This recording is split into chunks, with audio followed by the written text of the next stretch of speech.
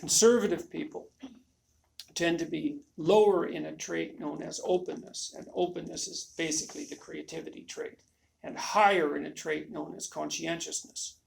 And conscientiousness is diligence / industriousness and orderliness. And of the two, orderliness is the better predictor of political belief on the conservative side. But the main predictor is openness. So the liberal left types tend to be very high in openness, and the conservative right-wing types tend to be low. And then the liberal left-wing types tend to be low in orderliness, and the conservative right-wing types tend to be high in orderliness. And here's the reason, as far as I can tell. So there's a bunch of things that are useful to know as a consequence of knowing that. The first is that those temperamental mechanisms select facts for you, so that when you look, imagine you're looking at 200 objects, but only 5 or 6 of them attract your interest. Your interest is attracted by what you're looking at as a consequence of the action of your temperament.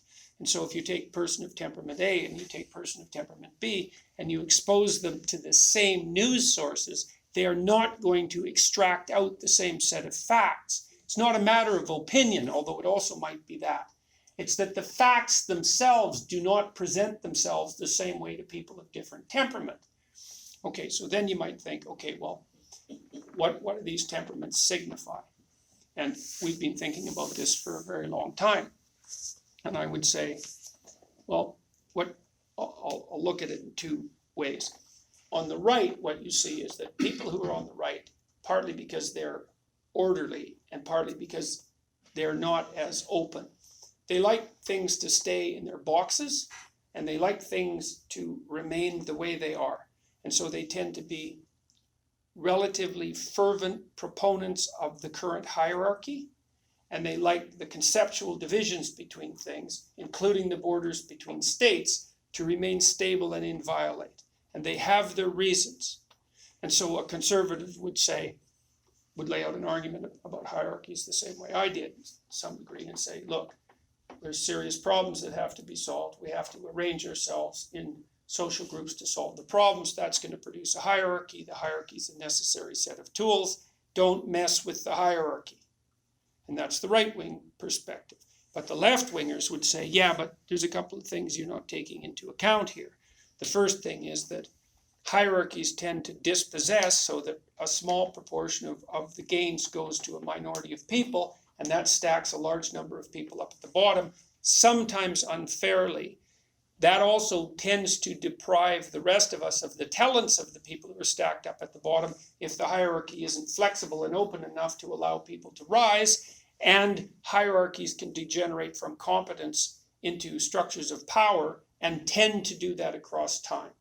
And what's interesting about that is that both those positions are true. That's what's interesting about it, in my estimation. We definitely need hierarchical structures, but they do tend to dispossess, and they do tend to become tyrannical and blind across time. And the rate at which that happens varies, so there's no predicting it.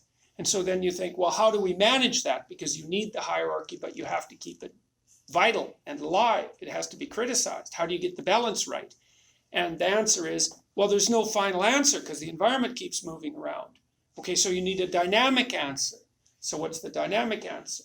Well, the dynamic answer is the right-wingers make their case and the left-wingers make their case, and they do that in an atmosphere of free exchange, and you hope that the exchange of that information strengthens the hierarchies when they need to be strengthened and increases their permeability when the permeability needs to be increased, and we keep that dynamic equilibrium established as a consequence of free expression, which is why I think that free expression is of such crucial importance. And so that's a nice way to think about the continual political situation.